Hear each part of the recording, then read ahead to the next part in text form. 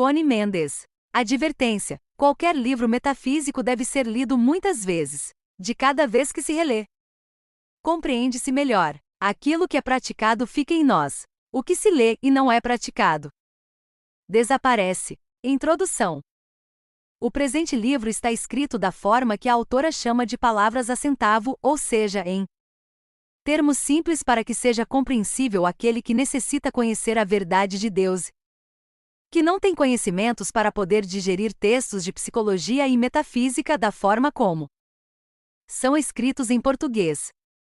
Cada vez que ouvimos ou lemos algo novo e que nos é desconhecido, despertam-se células que estavam adormecidas no nosso cérebro. Da segunda vez que tropeçamos com aquela nova ideia, iremos compreendê-la um pouco melhor. As células mexidas começam a trabalhar a ideia e, em pouco tempo, faz-se luz na nossa mente, ou seja, aceitamos a ideia, adoptamo-la e pômo-la em prática automaticamente. É assim que vamos despertando, aprendendo, evoluindo e avançando. Não é necessário fazermos esforços sobre-humanos para que as coisas nos entrem na cabeça. É um processo natural. O que precisamos é de usar a nossa boa vontade para ler, reler, voltar a reler, até sentirmos que a aprendizagem se tornou automática. É tudo. Leva contigo, na tua mala ou saco, um exemplar deste livrinho. Põe outro na tua mesa de cabeceira. Relê-os a miúde, sobretudo cada vez que se te apresente um problema, cada vez que tenhas que enfrentar uma situação angustiante ou difícil, não importa que for.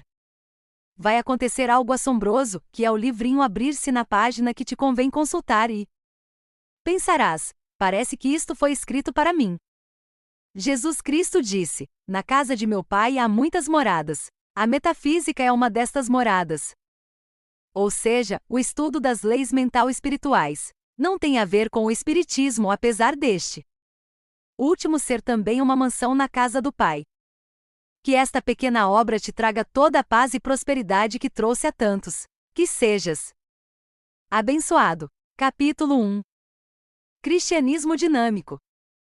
Antes de se começar qualquer profissão, seja que for, o candidato que a vai desempenhar recebe instruções ou estuda técnicas sobre a mesma. No entanto, há alguém que empreende a sua tarefa totalmente às cegas, sem instruções, sem técnicas, sem bússola, compasso ou desenho, sem qualquer noção daquilo que vai encontrar. É o ser humano, que é lançado na tarefa de viver, sem saber sequer o que é a vida, sem saber por que algumas vidas são passadas no meio da opulência e satisfações, enquanto que outras são passadas na miséria e sofrimento.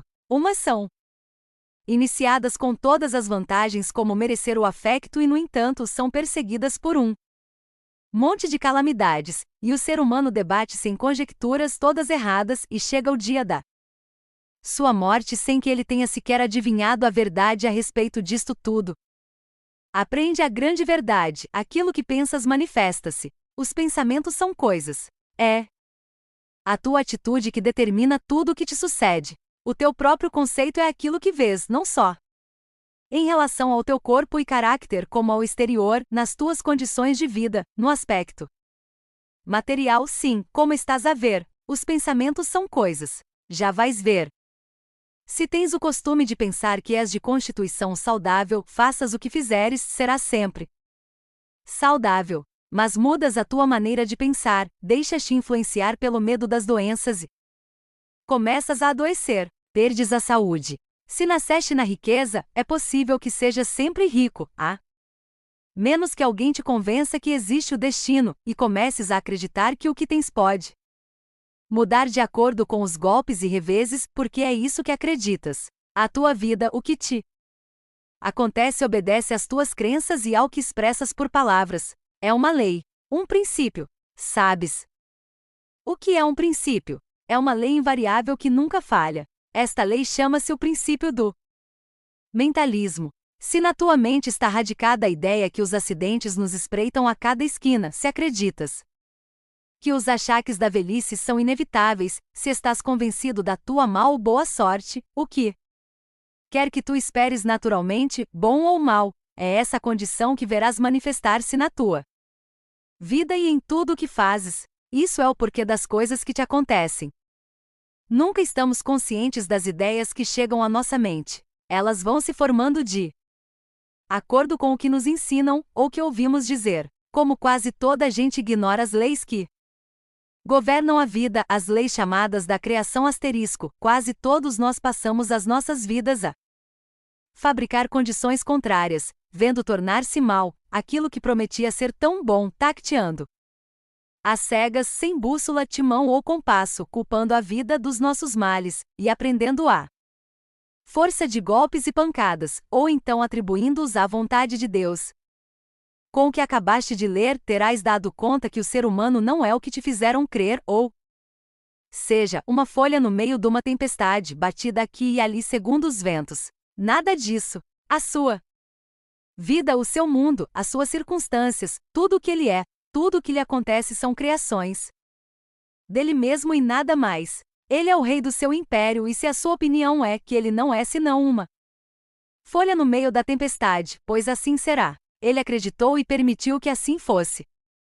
Nascer com livre-arbítrio significa ter sido criado com o direito individual de escolher. Escolher o quê? O pensar negativa ou positivamente, pessimista ou optimisticamente, pensando no bom e no mal, que produz o bom e o mal, ou pensando no feio e belo, que produz o feio e belo no exterior ou interior.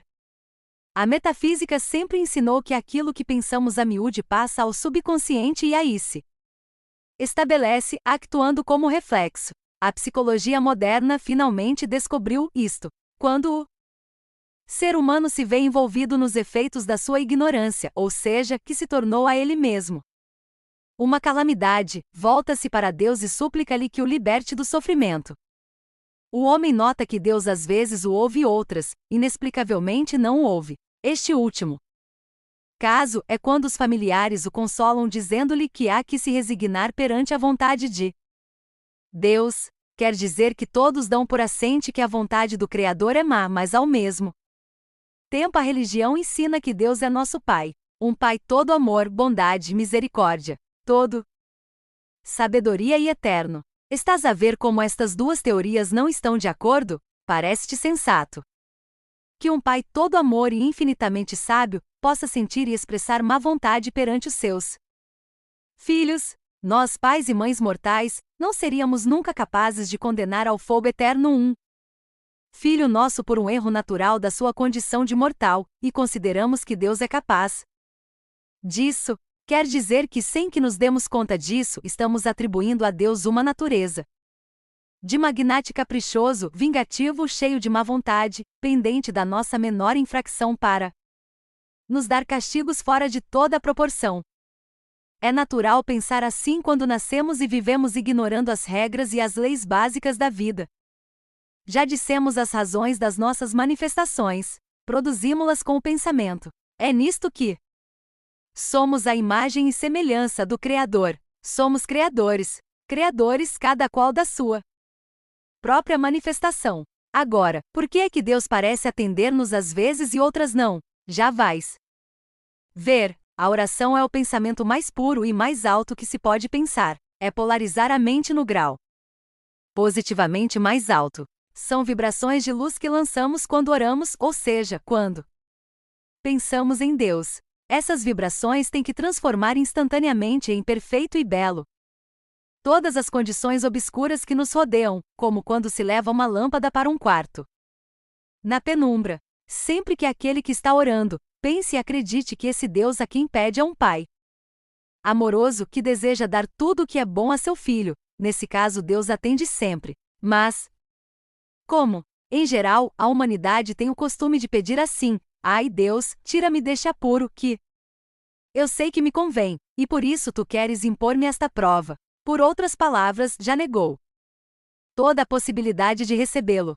Tem mais fé nesse Deus que nos ensinaram caprichoso, vingativo, cheio de má vontade, que não está senão à espera que cometamos a primeira infração para passar nos castigos de uma crueldade satânica, pois aquele que assim pede não recebe, senão de acordo com a sua própria imagem de Deus. É tão simples como te estou a dizer. Agora, não voltes a esquecer jamais que a vontade de Deus para ti é o bem, a saúde, a paz, a felicidade, o bem-estar, todo o bem que Ele criou. Não voltes jamais a esquecer que Deus não é nem o juiz, nem o polícia, nem o cobrador, nem o tirano que te fizeram crer. A verdade é que Ele criou 7 leis, 7 princípios que funcionam em tudo e sempre. Não descansam um só minuto. Encarregam-se de manter a ordem e a harmonia em toda a criação. Não são precisos polícias no espírito. Aquele que não segue a lei castiga-se a si mesmo. O que pensas manifesta-se de maneira que aprende a pensar corretamente e com a lei para que se manifeste todo o bem que Deus quer para ti. São Paulo disse que Deus está mais perto de nós que os nossos pés e mãos, mais ainda que a nossa respiração, de maneira que não há que pedir-lhe aos gritos para que nos ouça. Basta pensar nele para que se comece a compor o que parece estar descomposto. Ele criou-nos. Ele conhece-nos melhor do que nos podemos conhecer a nós próprios. Ele sabe por que agimos desta ou daquela maneira e não está à espera que nos comportemos como santos quando apenas estamos a aprender a caminhar por esta vida espiritual. Vou pedir-te que não acredites em nada do que estou dizendo sem primeiro o comprovares. É teu direito divino e soberano. Não faças o que fizeste até agora, aceitar tudo o que ouves e tudo o que vês sem te dares a oportunidade de julgar entre o bem e o mal. Capítulo 2. A mecânica do pensamento. Durante todo o dia e toda a noite pensamos uma infinidade de coisas distintas. Passa pela nossa mente uma espécie de filme cinematográfico constante mas aos bocados. Entre tantas ideias diferentes, detemo-nos a contemplar, examinar ou estudar umas mais que outras. Por quê? Porque nos estimularam o sentimento, produziram em nós um sentimento de medo ou de antipatia, de simpatia ou de pena, um sentimento agradável ou desagradável não interessa. O facto é que através daquele sentimento a ideia interessa-nos, voltamos a ela mais tarde, talvez até a comentemos com alguém. Isto é meditar, e o que assim se medita passa ao subconsciente e é aí gravado. Uma vez gravada uma ideia no subconsciente, converte-se num reflexo. Tu sabes que quando o médico te dá um toque com um objeto num sítio ao redor do joelho, a tua perna dá um salto. Tocaram-te num ponto sensível e reagiste, não? Dessa mesma maneira, cada vez que ocorre na tua vida algo referente a uma das ideias que estão gravadas no teu subconsciente, o reflexo reage da forma exata em que foi gravada. Tu adoptas uma atitude de acordo com o sentimento original que sentiste quando primeiro pensaste naquela ideia. Os metafísicos chamam a isto um conceito, ou seja, uma crença, uma convicção. O subconsciente não discerne, não decide nada, não opina nem pensa por si só. Não tem poder para protestar, não tem vontade própria. Essas não são as suas funções. A sua única função é a de reagir pondo em ordem o reflexo que lhe foi dado. Ele é, neste sentido, um maravilhoso arquivador, secretário, bibliotecário automático que nem descansa nem falha nunca. Tampouco tem sentido de humor. Não sabe quando uma ordem foi dada a brincar ou a sério. De maneira que se o teu nariz é um tanto grande e se tu, para fazer rir os outros, adoptas a brincadeira de chamar-lhe o meu nariz de batata, por exemplo, como o subconsciente é um criado perfeito, não tem sentido de humor e só sabe obedecer incondicionalmente, tratará por todos os meios de cumprir a ordem que lhe deram as tuas palavras e o teu sentir, e verás o teu nariz parecer-se mais e mais a uma batata. A palavra metafísica quer dizer para lá do físico, ou seja, a ciência que estuda e trata de tudo o que é invisível aos sentidos físicos. Dá-te a razão de ser de tudo que não compreendemos, de tudo que é misterioso e é exacta, como comprovarás à medida que vás lendo este livrinho. Repara, lembraste da primeira vez que ouviste mencionar a palavra tosse. Não te lembras, pois? Não, eras muito pequenino. A palavra foi dita pelos crescidos. Ensinaram-te a temê-la. À força de repeti-la, ensinaram-te a compreendê-la. Disseram-te para não molhares os pés, que não apanhasses correntes de ar, para não te aproximares de alguém porque tinha gripe e pegava-te. Etc, etc. Tudo isto se foi gravando no teu subconsciente e aí formou um reflexo. Não tiveste nunca que te lembrar das advertências dos teus pais. O dano estava feito. De ali em diante, o teu subconsciente brindou-te com uma gripe, o melhor que te conseguiu obsequiar, cada vez que te colocaste numa corrente de ar, cada vez que molhaste os pés, cada vez que te chegas perto de alguém gripado e cada vez que ouves dizer que anda por ali uma epidemia de gripe. Por culpa dos teus mais velhos, por aquilo que ouviste os outros dizer, pelo que leste nos jornais, viste nos anúncios na rádio e televisão, e sobretudo porque ignoras a verdade metafísica da vida.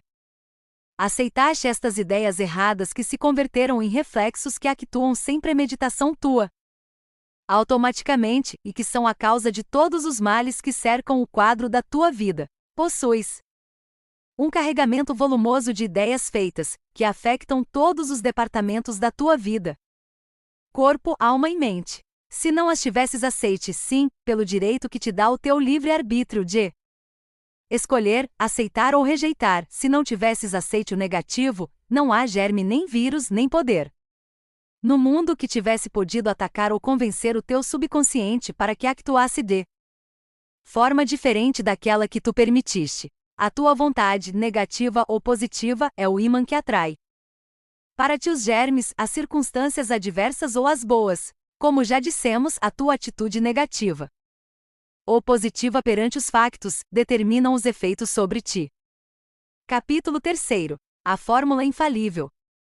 Dissemos que cada mente humana contém uma acumulação de opiniões, convicções ou conceitos errados, contrários à verdade e em conflito com os princípios básicos da criação, e que estão perenemente manifestando nas condições exteriores todas essas calamidades e sofrimentos que se manifestam no ser humano e no mundo em geral: doenças, acidentes, tristezas, conflitos, desarmonias, escassez, fracassos e até a morte.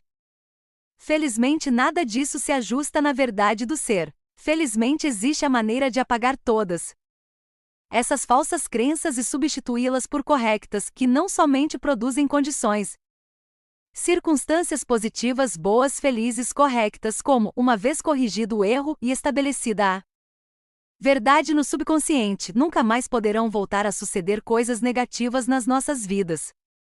A ordem foi trocada. O ímã mudou de polo. É absolutamente impossível atrair algo em que não se encontre já a sua correspondência em nós.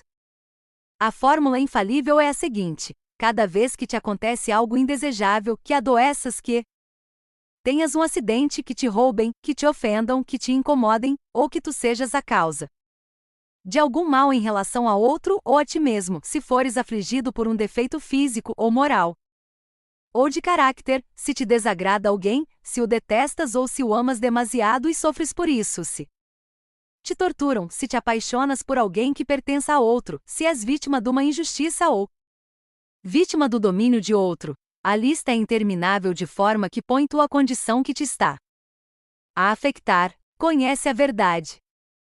Jesus Cristo, o maior de todos os mestres da metafísica, disse: conhecei a verdade e ela vos fará livres.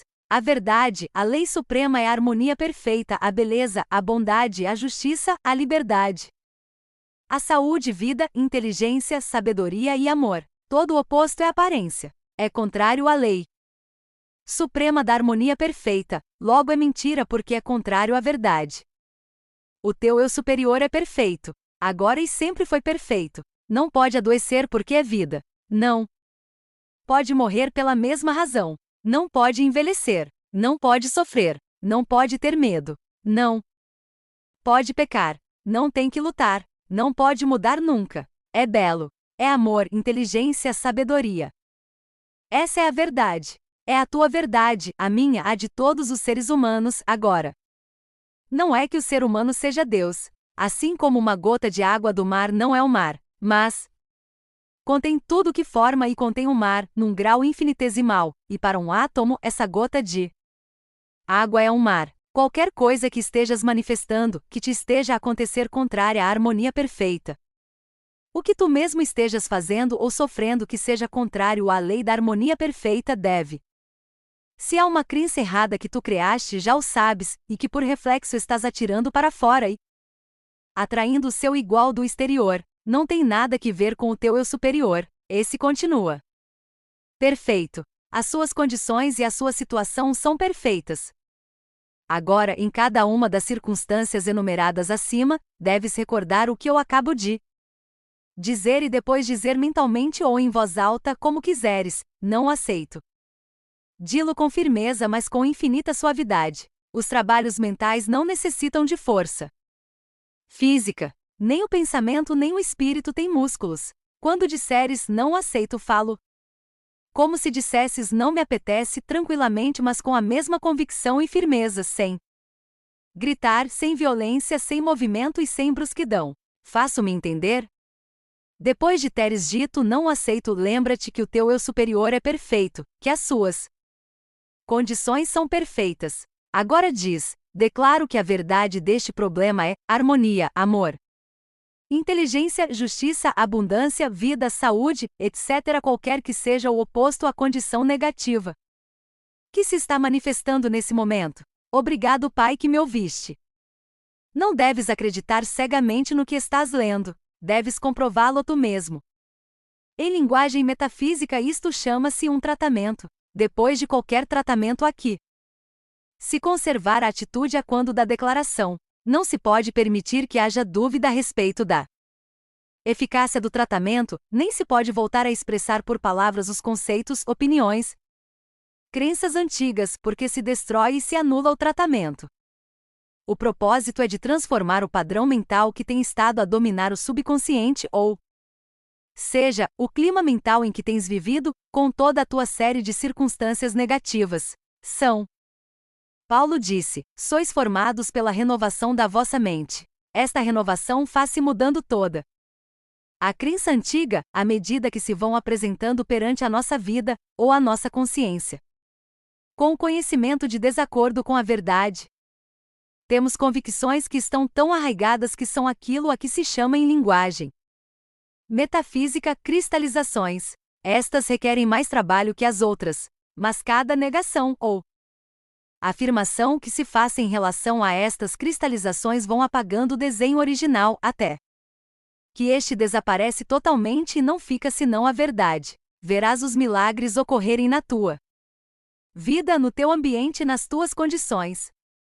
Tu não tens defeitos, senão aparência de defeitos. O que vês como defeitos morais ou físicos são transitórios, porque ao conhecer a verdade do teu eu verdadeiro, teu Cristo, teu ser superior, perceberás que és um perfeito filho de Deus, feito à semelhança do Pai, e começam a apagar-se as imperfeições que estás apresentando ao mundo. É um feito constatável. Todo estudante de metafísica cristã pode corroborar o que acabo de dizer. Esta é a grande verdade. Nunca a esqueças. Começa agora mesmo a praticá-la. Quanto mais se pratica, mais se realiza, mais se cresce e mais feliz te sentirás.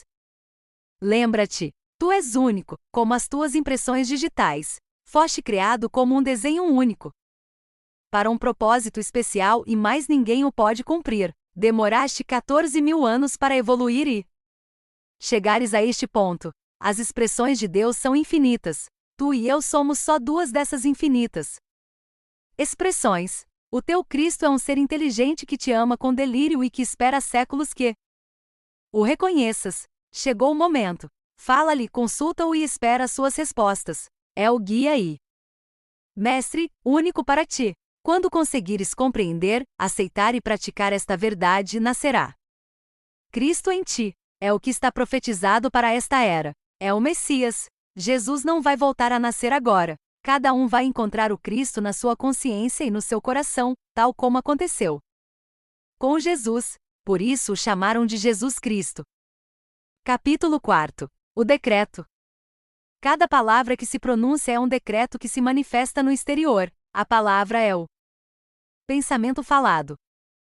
Jesus disse duas coisas que não foram levadas a sério. Uma, pelas tuas palavras serás condenado, e pelas tuas palavras serás justificado. Isto não significa que os outros nos julgarão por aquilo que dizemos, apesar disto também ser verdade. Como já terás compreendido, o mestre ensinava metafísica, só que o povo não estava ainda suficientemente maduro para o entender. Em várias ocasiões advertiu, dizendo que tinha ainda muitas outras coisas a dizer, mas que não seriam compreendidas. Noutras ocasiões disse que aquele que tivesse ouvidos para ouvir, ouviria. A segunda referência que fez ao poder da palavra foi: não é aquilo que entra pela boca que intoxica o homem, mas o que da sua boca sai, porque o que da boca sai, do coração procede. Mais claro, não pode ser expresso.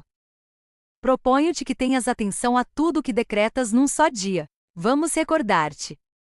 Os negócios estão péssimos. As coisas andam muito más. A juventude está perdida. O trânsito está impossível. O trabalho está insuportável. Não se consegue emprego. Não deixes isso por aí porque senão és roubado. Os ladrões estão a assaltar em todas as esquinas.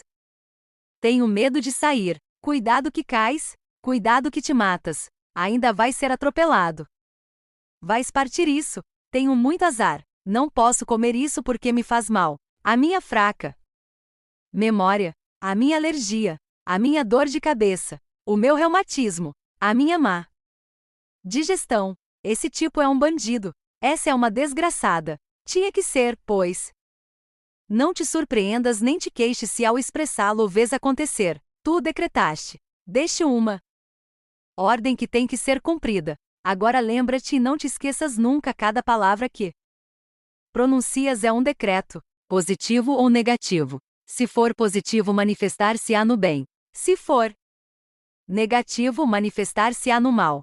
Se for contra o próximo, é o mesmo que se o tivesses decretado contra ti mesmo, é-te devolvido. Se és bondoso e compreensivo com os outros, receberás bondade e compreensão por parte dos outros. E quando te acontece algo que te aborrece, desagradável, negativo, não digas: mas se eu não estava a pensar nem a ter medo que isto me acontecesse. Tenha a sinceridade e a humildade de te lembrares em que termos te expressaste em relação a alguém próximo, em que momento saiu do teu coração um conceito velhíssimo, ali arraigado, que se calhar não passa de um costume social como a maior parte desses citados acima, e que tu realmente não tens vontade de continuar a usar. Como o sentimento que acompanha um pensamento é o que se grava com mais firmeza ao subconsciente, Mestre Jesus, que jamais empregou palavras supérfluas, expressou muito bem ao dizer: o que da boca sai, do coração procede, e isto dá-nos a chave inequívoca. O primeiro sentimento que nos ensinam é o medo. Ensinam-nos primeiro os nossos pais e depois os nossos professores de religião. Ao sentirmos medo, o nosso coração acelera. Costumamos dizer: por pouco saía-me o coração pela boca, para demonstrar o grau de medo que sentimos em dado momento. O medo é o que está por detrás de todas as frases negativas que te citei acima. São Paulo disse: somos transformados pela renovação das nossas mentes. Cada vez que te des conta de estar a dizer uma frase negativa, saberás o gênero de conceito errado que possuis arraigado no subconsciente, e saberás a que gênero de sentimento obedece, medo ou desamor. Acaba com ele, limpa-o, negando-o por mentiroso, e afirma a verdade se não queres continuar a manifestá-lo no teu exterior. Ao fim de pouco tempo usando esta prática, notarás que a tua linguagem é outra, que o teu modo de pensar é outro. Tu e a tua vida se transformarão pela renovação da mente. Quando estiveres reunido com outras pessoas, darás perfeita conta do gênero de conceitos que possuem e poderás constatá-los em tudo o que lhes acontece. Sempre que ouvires conversas negativas, não afirmes nada daquilo que expressam. Pensa: não o aceito nem para mim nem para eles. Não precisas dizê-lo aos outros. É melhor não divulgar a verdade que estás a aprender, não porque tenhas que escondê-la, mas porque existe uma máxima ocultista que diz: quando o discípulo está pronto, o mestre parece. Pela lei da atração, todo aquele que está preparado para subir de grau, é automaticamente aproximado àquele que o pode ajudar a crescer, de maneira que não trates de fazer o trabalho de catequista. Não obrigues ninguém a receber lições sobre a verdade, porque pode te encontrar com aqueles que tu acreditavas estarem mais dispostos e serem afinal os que menos simpatizavam com a ideia. A isto se referia Jesus quando disse: não deem o santo aos cães, nem deem as pérolas a porcos, não seja que os pisem, e se voltem e os despedacem. Capítulo 5. A fé move montanhas? Por que e como?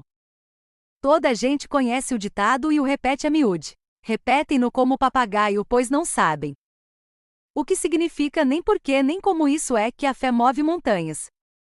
Poucos sabem que o medo também move montanhas. O medo e a fé são uma mesma força. Medo é negativo e a fé é positiva. O medo é a fé no mal, ou seja, a convicção de que vai acontecer o mal. A fé é a convicção de que o que vai acontecer é bom, ou que vai acabar bem. O medo e a fé são as duas caras da mesma moeda. Repara, tu nunca temes que te aconteça algo de bom, nem nunca dizes tens fé em que te vai acontecer o mal. A fé é sempre associada a algo que desejamos, e não creio que tu desejes algo de mal para ti. Tens medo disto, não é? Tudo que temes atrai e acontece-te. E quando te acontece, geralmente dizes com um ar triunfante: pois eu já sabia, eu pressenti, e sais a correr a contar e repetir, para dar lustre aos teus dotes de clarividente. E o que na realidade aconteceu é que o pensaste com medo. Pressentiste? Claro, pressentiste. Tu mesmo o estás a dizer, e tu sabes que tudo o que se pensa, sentindo ao mesmo tempo uma emoção, é o que se manifesta ou se atrai. Tu mesmo antecipaste e o esperaste. Antecipar e esperar é fé. Agora repara que tudo que tu esperas com fé vem a ti sucede-te. Então, se sabes que isto é assim, o que te impede de usar a fé para tudo o que desejas? Amor, dinheiro, saúde, etc, etc. É uma lei natural. É uma ordem divina. Jesus Cristo ensinou com as seguintes palavras que tu conheces: tudo o que pedirdes em oração e acreditando, o recebereis. Não fui eu que inventei. Isto está no capítulo número 21, versículo 22 de São Mateus. E São Marcos o expressa ainda mais claro. Tudo o que pedirdes orando, crê que o receberás e vos chegará. São Paulo disse-o por palavras que não tem outra interpretação. A fé é a certeza daquilo que se espera, a convicção daquilo que se vê. Mais acima disse-te que a fé é a convicção do bem. Agora, digo-te que a convicção vem do conhecimento. Suponhamos que tu vives na província e que nunca foste à capital. Queres ir à capital, apanhas o comboio, o autocarro ou o avião. Sabes onde fica a capital e como te dirigires a ela. Um dia vais até a capital e utilizas a melhor forma de lá chegares, mas pelo caminho não vais com medo de um desvio para a lua, pois não? Se fosses um índio selvagem, poderias estar a tremer de medo por desconhecer totalmente o que te estava a acontecer, mas sendo uma pessoa civilizada vais calmo, sabendo que a tal ou tal hora chegarás à capital. O que é que te dá essa fé? O conhecimento. A ignorância dos princípios da criação é o que faz com que o mundo tema o mal, não saiba empregar a fé e nem sequer saiba o que ela é. A fé é convicção, segurança, mas estas têm que estar baseadas no conhecimento de algo. Sabes que existe a capital e vais até ela. Por isso sabes que não irás parar a lua. Agora sabes que quando desejas algo, se tens medo de não obter, não o obterás. Se o negas antes de o receber, como no exemplo já dado da oração que faz a Deus a generalidade da humanidade: meus Deus, concede-me tal coisa, apesar de eu saber que não mo vais conceder. Porque vais achar que não me convém, não o obterás porque o negaste de antemão. Confessaste que não esperas. Deixa-me dar-te a fórmula metafísica para se obter qualquer coisa que se deseje. É uma fórmula. Temos que a empregar para tudo. Comprova-a por ti mesmo. Não acredites em mim cegamente. Eu desejo tal coisa, em harmonia para todos e de acordo com a vontade divina, sob a graça e de forma perfeita. Obrigado, Pai, que me ouviste.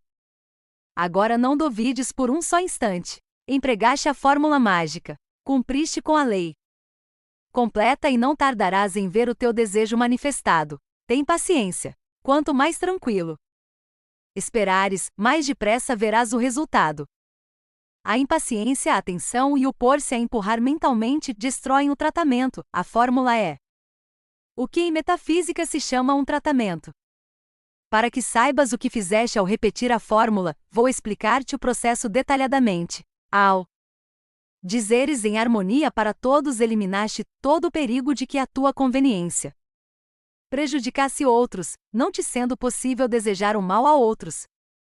Ao dizeres de acordo com a vontade divina, se o que tu desejas é menos perfeito para ti, verás suceder algo muito melhor do que esperavas. Neste caso, significa que o que estavas a querer não ias achar suficiente, não iria resultar em tão bom quanto tu pensavas. A vontade de Deus é perfeita. Ao dizeres sob a graça e de maneira perfeita, é fechado um segredo maravilhoso. Deixa-me dar-te um exemplo daquilo que acontece quando não se sabe pedir sob a graça e perfeição.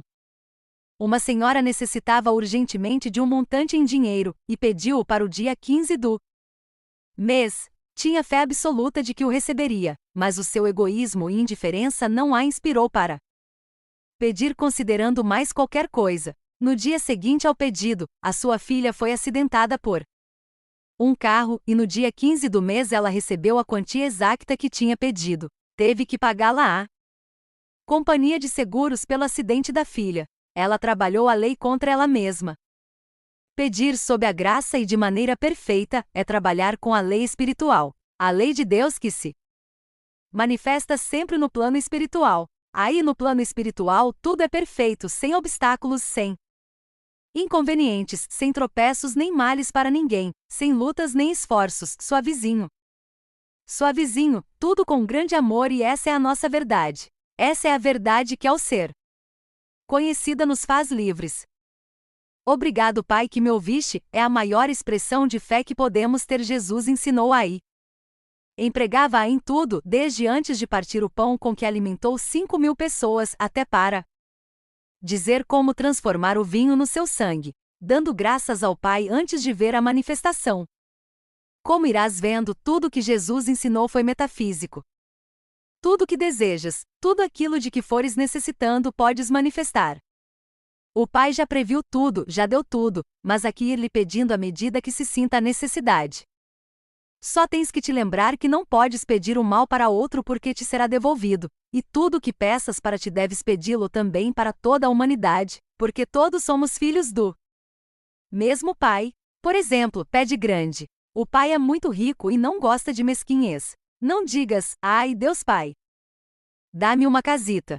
Só te peço uma casita, mesmo que seja pequenina, quando na realidade tu necessitas de uma casa muito grande porque a tua família é numerosa. Não receberás senão aquilo que pedes. Assim pede, Pai, dá-me a mim e a toda a humanidade todas as maravilhas do teu reino, e agora faz a tua lista.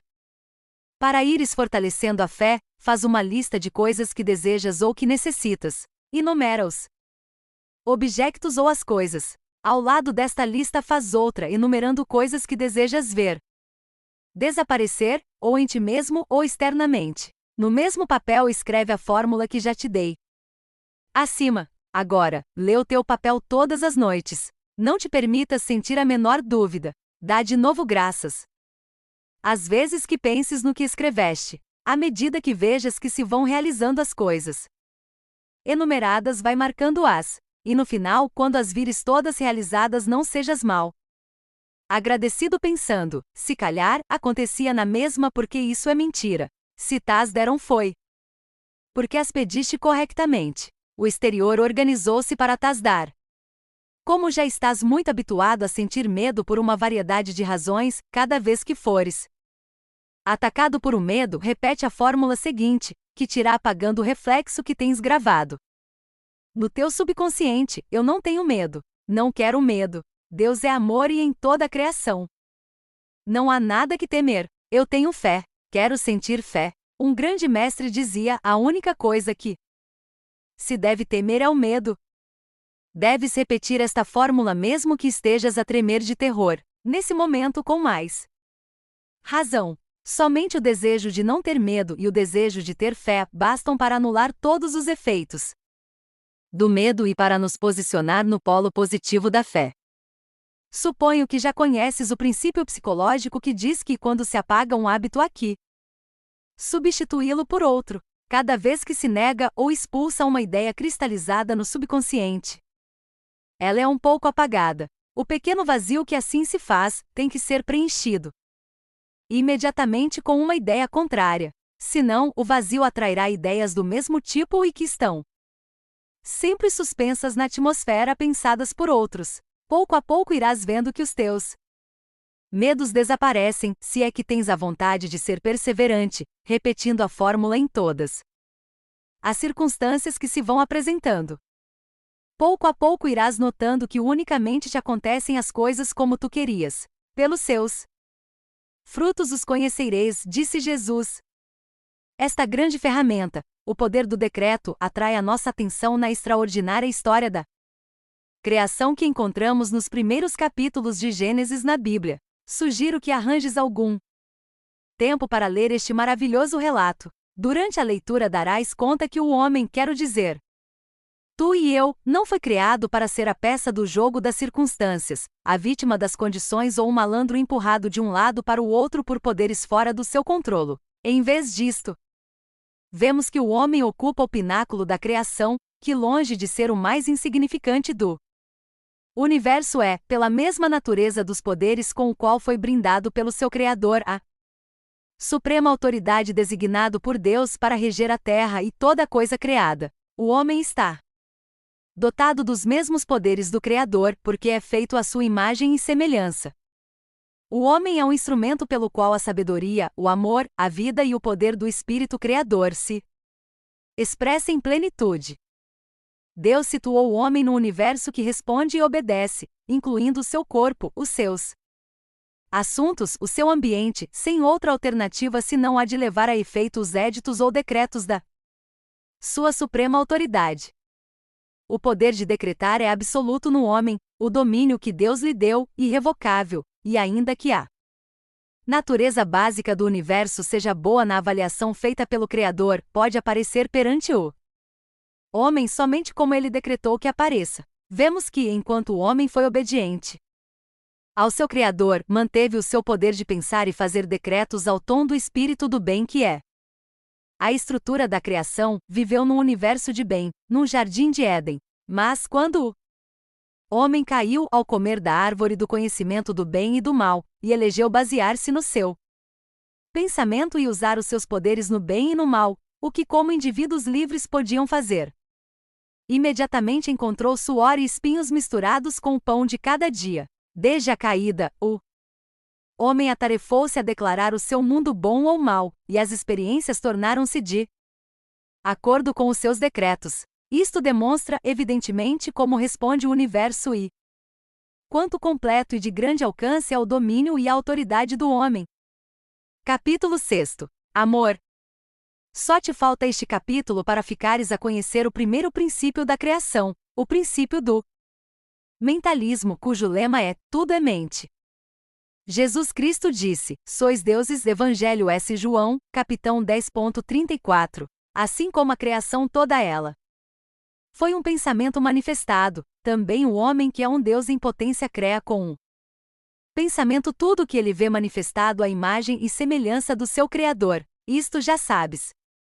Também sabes a mecânica desta criação mental, o caráter, positivo ou negativo, daquilo que foi criado, a força, fé ou medo que determina o caráter, a forma de mudar o aspecto exterior daquilo que criaste, negando e afirmando, o poder da palavra que é o pensamento falado e que, por isso, confirma as ordens que deste com os teus pensamentos, e finalmente a fórmula infalível para criar, manifestar e obter o melhor, o mais alto, o perfeito, conhecendo a verdade em acatamento da ordem do Mestre Jesus. Sabes que esta verdade é a de que fomos criados perfeitos, por um Criador perfeito, com a essência perfeita dele mesmo, com o livre-arbítrio para criar de maneira positiva ou negativa. Assim sendo, o mal não é uma criação de Deus. Não possui qualquer poder perante a verdade, que desaparece ao substituir o pensamento e usar a palavra positiva. Jesus disse: não resistirás ao mal. São Mateus 5:39, ou seja que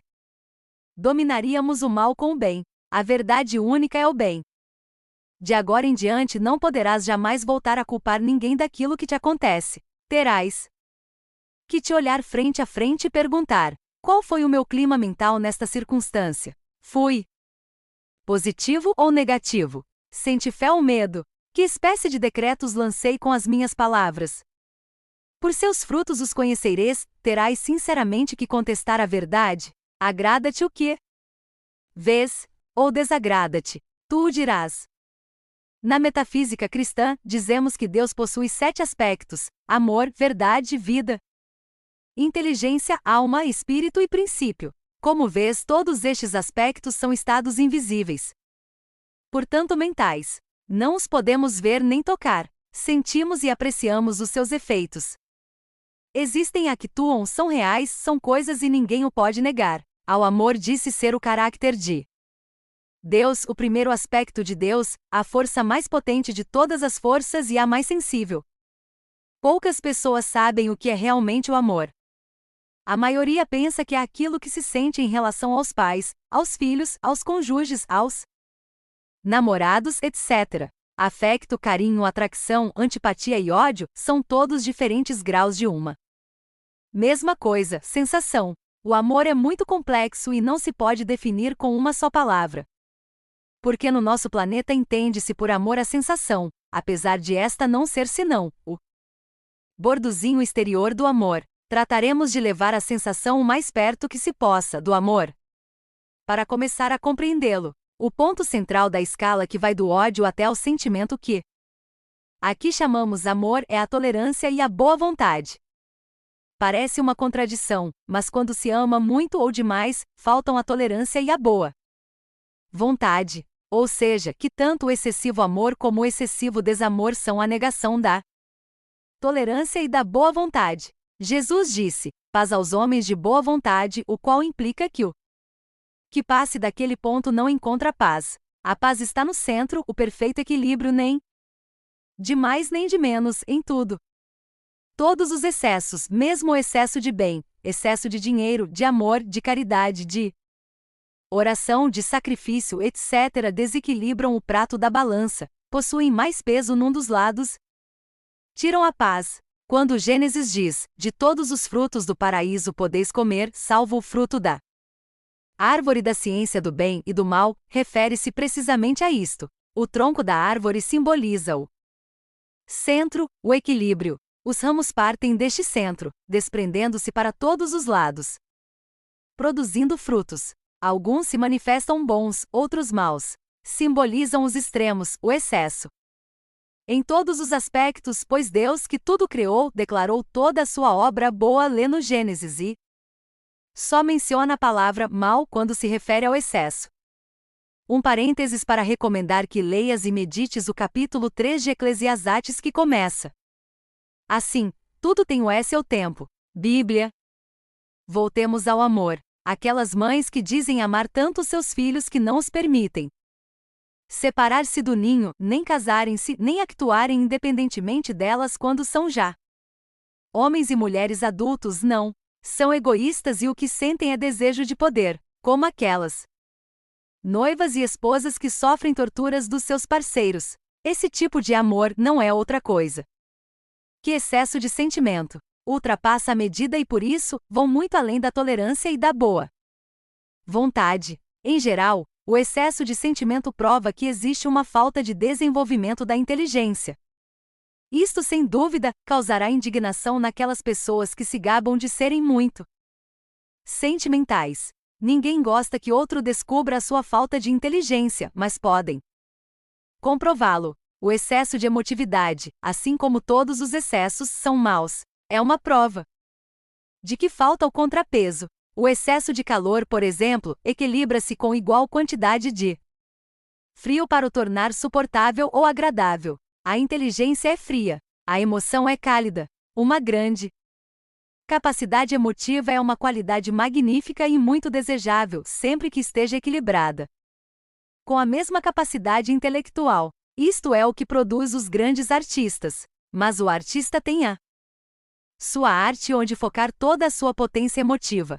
Por outro lado, a pessoa exageradamente emotiva e com pouco desenvolvimento intelectual dirige toda a sua paixão para os seres humanos que a rodeiam, pretendendo atá-los para que cumpram o seu desejo.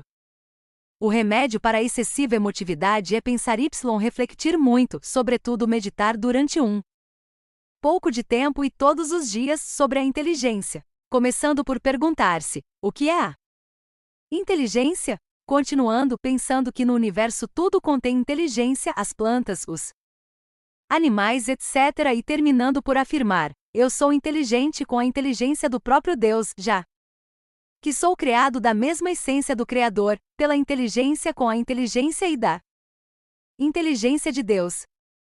Poucos dias após repetir este tratamento, notar-se-á logo uma mudança na elasticidade e na penetração mental, e após uma única semana de exercício, vê-se a transformação na forma de amar os outros, uma serenidade e uma generosidade peculiar que nunca tinha podido ser capaz de expressar. Ao mesmo tempo, nota-se uma mudança total nos outros, em relação a si. Isto deve-se ao facto de sermos indivíduos, ou seja, indivisíveis, e o que afecta afecta todos. O escalão que conseguires atingir tu, ajudará toda a humanidade.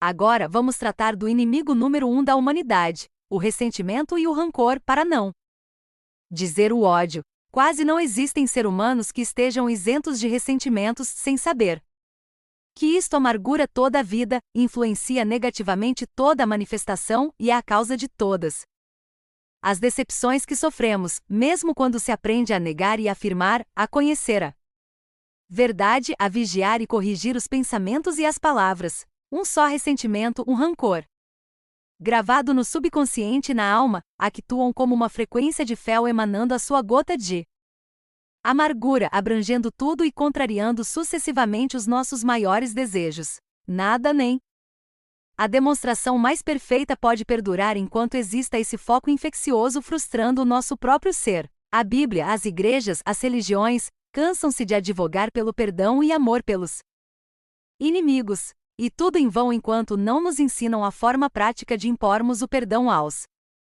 que nos ferem. Ouve-se muito dizer eu perdoo, mas não consigo esquecer. Mentira. Enquanto alguém se lembrar do dano, não perdoou. Vamos dar a fórmula infalível para perdoar e esquecer ao mesmo tempo para nossa própria conveniência, já que isto nos leva ao ponto central do equilíbrio, o ponto da tolerância e da boa vontade, sendo este esforço amor.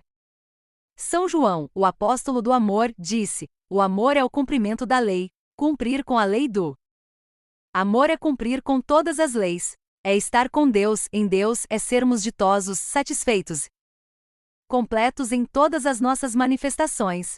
O meu mestre dizia: o homem que ama bem é o homem mais poderoso do mundo. E aqui está a receita para bem amar: cada vez que sintas algo desagradável perante outro, ou então que te encontres resistindo a algo que te tenham feito, ou que reconheças um pequeno rancor ou um desejo de vingança, deliberadamente lembra-te: não é tratar de esquecer a coisa de agora, mas lembra todo o bem que conheces daquela pessoa. Trata de reviver os bocados agradáveis que gozaste na sua companhia em tempos passados, anteriores ao momento que te irou. Insiste em rememorar o bom, as suas boas qualidades, a forma como pensavas nela. Se conseguires rir-te de alguma piada que ela tenha dito ou de algo cômico que gozaram juntos, o milagre foi feito. Se não bastar com um só tratamento, repete-o tantas vezes quanto seja necessário para apagares o rancor ou ressentimento. Convém fazê-lo até 70 vezes 7. Este é o cumprimento da lei dada por Jesus: não resistirás ao mal. Isto é voltar ao outro prato da balança. É amar os inimigos, bendizer os que nos maldizem, fazer bem aos que nos aborrecem e orar por aqueles que nos ultrajam e perseguem, sem nos expormos a que nos pisem. Se o fizeres com sinceridade, vais dar conta de algo muito estranho, que é primeiro sentir-te livre e depois que um monte de pequenos inconvenientes que apareciam e que não sabias a que atribuir desaparecem como por encanto, e a tua vida passa a correr sobre rodas, além de que te verás amado por toda a gente, mesmo por aquelas pessoas que antes não gostavam muito de ti. decretos e afirmações ou a técnica dos tratamentos metafísicos. O que se segue destina-se a ensinar-te a formulares as tuas orações, que em metafísica chamamos de tratamentos. Como passamos o dia a pensar e a decretar, todos os dias oramos, de forma negativa ou positiva, criando, portanto, as nossas próprias condições, estados e sucessos. O importante é manter o ânimo que expressa a oração. Se depois de afirmar deixas regressar ao polo negativo, destróis o efeito da oração. Cuida dos teus pensamentos. Cuida das tuas palavras. Não te deixes arrastar por aquilo que os outros expressam. Lembra-te que eles ignoram o que tu já vais sabendo. O que pensas e pedes para ti, pensa-o também para os outros. Todos somos um em espírito e essa é a forma mais efetiva de dar. Melhor que pão e limonada que só duram uns instantes enquanto que a verdade fica com a pessoa para sempre. Tarde ou cedo o teu dom espiritual te chegará. Mente consciente e terás feito o trabalho de salvação no irmão. O princípio do ritmo, que é a lei do pêndulo, o bumerangue, devolve-te o bem que fazes, assim como o mal que fazes. Disse que um e Deus é a maioria, de maneira que uma só pessoa que eleve a sua consciência ao plano espiritual e reconheça a verdade na forma expressa mais elevada, é capaz de salvar da ruína uma organização, salvar uma comunidade de crise, uma cidade ou uma nação, porque actua no plano espiritual, que é a verdade, e esta domina todos os planos inferiores. Conhecei a verdade e ela vos fará livres. Perante uma doença própria de outrem, não aceito esta aparência nem para mim, nem para ninguém. Eu sou vida em ti, em mim e em todo o mundo. Obrigado, Pai, por me teres ouvido. Repete esta afirmação cada vez que chegue à mente o caso que te fez expressá-la. Em caso de todos os medos, não aceito o medo. Deus é amor. Eu sou seu filho, eu sou amor. Feito de amor por amor. Obrigado, Pai, por me teres ouvido. Para casos de tristeza própria ou de outros, não aceito isto. Eu sou a alegria. Eu sou, começa a enumerar tudo de bom que tens. Obrigado, Pai. Perante toda a manifestação de escassez, não aceito esta aparência. O meu mundo contém tudo. Eu sou a abundância de tudo. Obrigado, Pai, porque hoje tenho tudo o que preciso. Perante tudo aquilo que contraria a paz mundial ou particular, não aceito esta aparência de conflito. Eu sou a paz, a harmonia, a ordem. Todos somos um só. Perdoa-os, Pai, que eles não sabem o que fazem. Eu perdoo-os e perdoo-me. Obrigado, Pai, que me ouviste e sempre me ouves. Metafísica dos 10 Mandamentos. Inserimos aqui somente 2, o 5º e o 6º. Entre as leis chamadas de Deus que vais estudar enquanto tiveres vontade de aprendê-las, há uma que se chama a lei da correspondência. Não tem nada que ver com cartas nem com correio. Correspondência significa, neste caso, o que corresponde a outra coisa, ou seja, igual a, e também o que é o mesmo. Faço-me entender? Esta lei ordena que as condições de cada plano, ou cada estado de consciência se encontram repetidas em todos os planos, em todas as partes. Por exemplo, estamos sempre desejando saber como são as características do digamos além. Esse além refere-se sempre ao plano superior da Terra, ou ao plano inferior da Terra. O lema desta lei é: como é em cima é embaixo, e como é embaixo é em cima. Quer dizer, que assim como na Terra temos governos, escolas, professores, problemas e formas de solucioná-los, mãos, pés, ouvidos, olhos, sons, tempo, espaço, flores e frutas, enfim, já sabes o que se quer dizer com isto. Em cada plano, em todos os planos há o correspondente a isto tudo. Apesar desses outros planos serem invisíveis para os nossos olhos terrenos, a única diferença consiste em que, à medida que se ascende de plano, as mesmas condições se tornam menos densas, mais amplas, digamos mais puras, mais bonitas, mais interessantes, mas mais complicadas, porque em cada plano superior há mais uma dimensão do que no anterior. Isto não significa que nos será difícil viver num novo plano depois de abandonarmos o anterior. Não, pela simples razão que não é mais difícil para uma criança andar sozinho depois de aprender a andar O quinto mandamento na terra diz-nos: não matarás. Ensina-nos que não devemos matar. Não se deve. É mal. Mas por que é mal? Na verdade, ninguém te diz. Simplesmente não deves matar. Vamos para um plano superior. Aí existe a mesma lei, só que ela diz: não matarás por mais que o tentes. Não somente não o conseguirás, como também a arma não encontra nada para matar e é devolvido ao lugar donde saiu. Tu lançaste-o, fere-te ou corta-te a ti. Ora, isto tu não gostas nem te convém. Não voltarás a tentá-lo. Aprendeste a não matar. Agora vamos estudar o sexto mandamento: não roubarás. Segue o mesmo princípio. Na terra, ensinam-nos que não se deve roubar. É mal. Tampouco se esclarece o suficiente. E no plano superior, o mandamento diz: não podes roubar o que não te pertence. Nem o tentes, porque não o conseguirás. Podes procurar um objeto igual, mas nunca aquele. Este não ficará contigo e regressará ao seu legítimo dono. Na terra, estes mandamentos pareciam proibições. No próximo plano, revelam-se como condições. Leis, princípios. Não se podem quebrar. Que felicidade! Ninguém te pode matar nem roubar. Tu não consegues matar nada nem ninguém, não te podes apropriar do alheio, nem ninguém se pode apropriar daquilo que é teu. Mas esta é a única felicidade. Repara bem.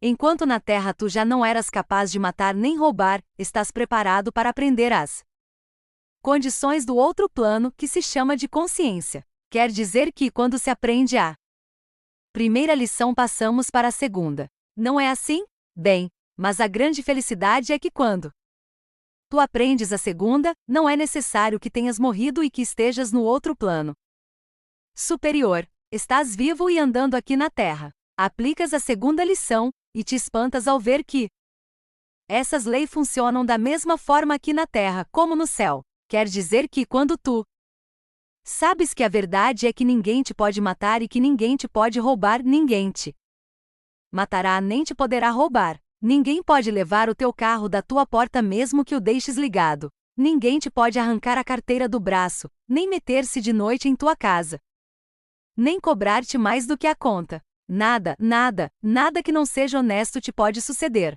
Ó, que é teu e de mais ninguém. Vamos explicar por que em breves palavras.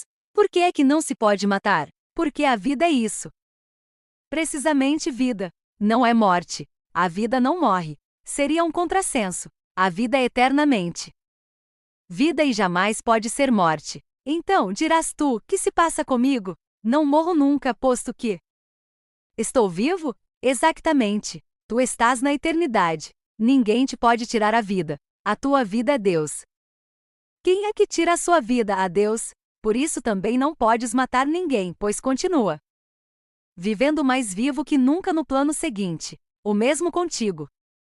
Agora sabes que o que fazes na terra também te é devolvido. Por quê? Pela lei da correspondência. Porque tudo de um plano possui a sua correspondência nos outros. Em todos os outros, esta lei diz: não faças aos outros o que não queres que outros te façam a ti.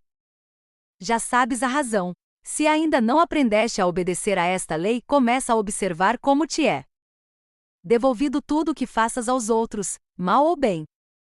Agora, por que é que não se pode roubar? O que é que faz funcionar esta lei? Primeiro saberás que chegaste a um impasse, se ainda não te resolveste a aceitar a lei da reencarnação. Ah! Caramba! Dirás tu. Que é que temos aqui? Um dos nossos lemas metafísicos é: o que não consegues aceitar, deixa, mas continua a ler. Se não gostas da ideia, não reencarnes, mas também não evoluirás. Ficarás estancado, pela mesma razão daquele que não quer aceitar que o sol vai aparecer de manhã, vai ter que meter-se num gabinete todas as manhãs e ficar ali fechado durante todas as horas de sol, todos os dias. A lei da evolução é uma experiência e superação eterna, como já mencionamos acima na criança, que aprende a andar e que não tem que ter medo, já que ele só aprende soltando-se. Sabes isso? Que tudo muda de uma coisa a outra, como o bebê que se torna criança, a criança torna-se jovem. O jovem torna-se em adulto, a seguir em velho e depois deixa aqui a casca velha e vai buscar um novo mais além. Quando um ser morre, encontra-se no meio de uma série de circunstâncias novas no além, mas não perdeu nada do que tem valor, como o ouvido, a vista, o sentimento, a vontade, o livre-arbítrio, a faculdade de deslocar-se, de comunicar com os outros a sua identidade. O seu eu. Pelo contrário, como existe ali mais uma dimensão, vê-se mais, ouve-se mais, sente-se mais, compreende-se mais, abrange-se mais, etc, etc. Por outras palavras, nada do que foi adquirido se perde. Somente se adapta às novas condições do plano. Isto faz com que em cada plano se vão adquirindo novas e maiores habilidades, conhecimentos. Por cada vida encarnada se ganham novas experiências e se aprende a usar novos objetos e instrumentos que, apesar de materiais aqui na Terra, têm a sua correspondência noutros planos invisíveis. Pois que tipo de vantagem teria de chegar a ser um músico pleno no mundo e não poder exteriorizá-lo no plano seguinte? E chegamos à grande explicação. Aquilo que adquires, já sabes, os instrumentos que tiveste que empregar para aprender a usar, tais como talheres, uma cama, um fósforo, etc., que em cada plano tem a sua correspondência. Não esqueças, por serem já teus por direito de consciência, como dizemos em metafísica, aparecem automaticamente na tua vida, ou vidas, uma depois da outra, porque não vais nascer numa família que não tenha os meios de te proporcionar o que te pertence por direito de consciência. Faço-me explícita? Muitas vezes acontece uma criança vir ao mundo numa família carente do que ele possui por direito, e acontece que rapidamente a família adquire aquilo, como uma grande casualidade. Por isto é que não te podem roubar o que é teu, nem tu te podes apoderar daquilo que não te foi dado ou superado noutra vida. Assim, a grande felicidade é que ao conheceres esta lei e estas condições, a lei funciona neste plano terreno e em todos os planos.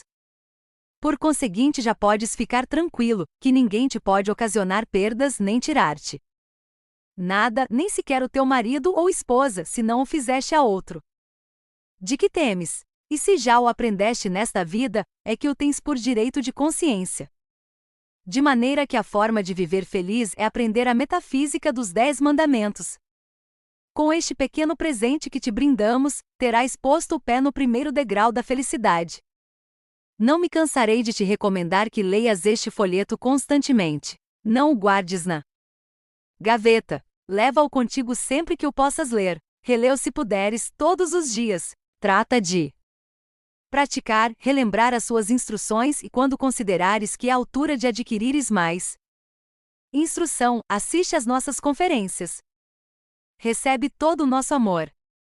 Que a luz da tua amada presença eu sou te envolva, te proteja, te ilumine, te guie, te acompanhe.